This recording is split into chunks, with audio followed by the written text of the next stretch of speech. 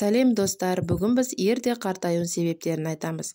Өз жасымыздан егде көрінбеу үшін теріні жасартатын түрлі кремдер жағып, бетімізді көптеген маскалар жағып жатамыз.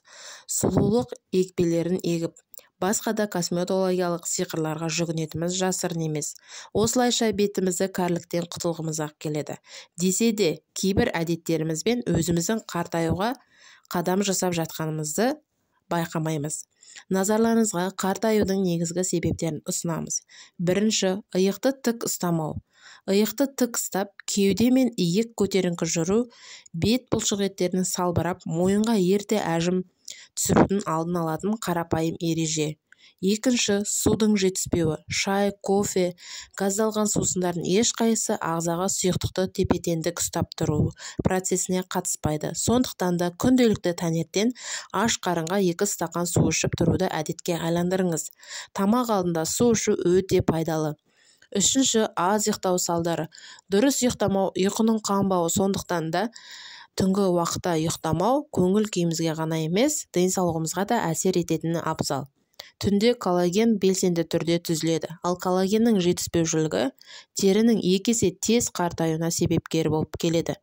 Төртінші, қабақтың түйілуі. Үнемі әлденеге көңілі толмай жүру адамның бетінен ақ білініп тұрады. Қабақтың түйілуі, көңіл күйінің болмауы, реніш, өкпе, бет бұлшықеттерін тыртыстырып, бет терісін әжім түсіріп қана қоймай, кәрілік сызықтарын барынша ұлғаюға әсер ететін болады. Бесінші, ұзақ уақыт тапжылмай отыру. Жұмыста көп ұзақ компьютер алдында, кешке үйге келгенде теледидар алдында тапжылмай отыру адамды тезірек қартайтып, көптеген ауруларға әкеп соғады. Сондықтан да көбірек қозғалыста және жаттығу жасаумен әдетке айландырыңыз.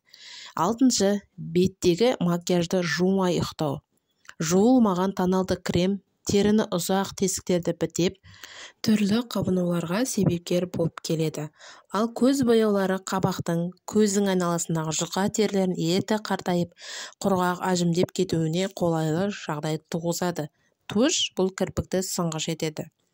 Жетінші, тұз бен қантқа құмарлық. Қант дегенде сіздің шайға қосқан кезде 2 есе шақпағаныңыз емес, күнделікті тұтынатын ас мәзірінің барлығында дерлік белгілі мөлшерде қант бар. Дәл сол сияқты тұздарда тағамдардың бәрінде кездеседі. 8-ші, артық салмақтан арылу, яғни артық тамақтану. Тамақты әкем үшін 1 қасық, анам үшін 1 қасық деп жеу балалық шақта қалғанмен, ол әдет бойымызда әлі бардай көрінеді. Өзіміз тойсақ та көзіміз қимай, байқаусызда артық жеп қоямыз. Мұндай жаман әдеттен арылу керек. Артық тағамды қорыту үшін ағзаға мол күш түседі. Бұл да ағзаның өз кезегіндегі қартаюға 1 қадам жасап жатқаны анық. Достар, менің каналыма тіркеліп, лайк басып, мені қолдап отырыңыздар. Сау болыңыздар.